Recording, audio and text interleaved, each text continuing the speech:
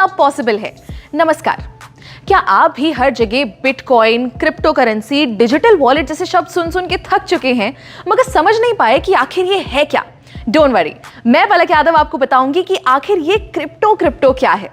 जी के digital show में हम बात करेंगे आज डिजिटल मनी की। पर सबसे पहले जानते हैं कि ये पूरी क्रिप्टो की दुनिया आखिर आई कैसे। सबसे पहले था बार्टर सिस्टम, जैसे गेहूं के बदले जूते, आम के बदले सेब या नमक के बदले चाय। मगर क्योंकि ये सिस्टम में बहुत सी दिक्कत थी, जैसे कोई आम के बदले सेब ना ले तो फिर मुद्राओं का इस्तेमाल शुरू हुआ। सोने के, चांदी के, तांबे के और भी तरीके के सिक्के इस्तेमाल होने लगे।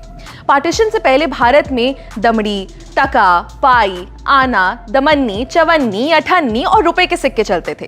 मगर सिक्कों के भारी वजन की वजह से उनको लेकर इधर उधर जाना बहुत मुश्किल होता था, इसलिए पेपर करेंसी यानी नोट आना शुरू हुए।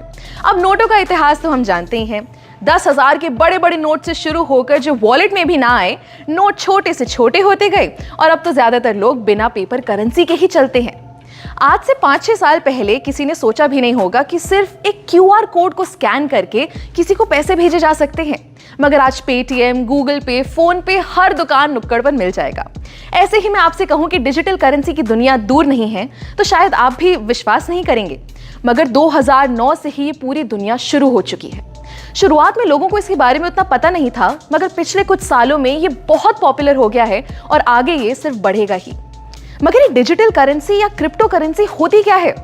डिजिटल करेंसी एक वर्चुअल करेंसी है, यानी जिसे आप इन नोटों की तरह अपनी जेब में नहीं रख सकते। ये हमारे ऑनलाइन वॉलेट में रखी जाती है, यानी बिना किसी झंझट के आप इसे कहीं से भी एक्सेस कर सकते हैं। अच्छा, इसी का दूसरा नाम कह सकते हैं क्रिप्टो करेंसी।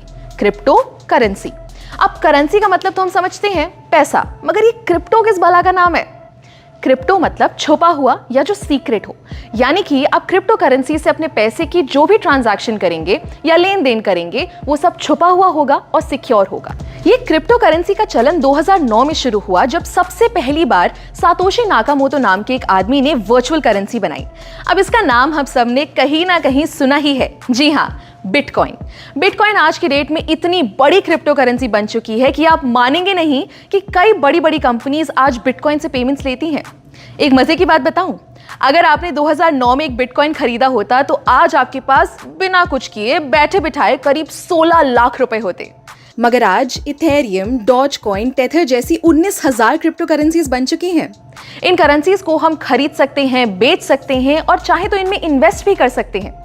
अब ये तो हम समझ गए कि क्रिप्टो करेंसी एक तरीके के ऐसे पैसे हैं जिन्हें हम छू नहीं सकते, मगर अगर हम इनसे खरीदेंगे या बेचेंगे तो इसे कोई कंट्रोल कर रहा होगा क्या? जी नहीं, यही खास बात है क्रिप्टो करेंसी की।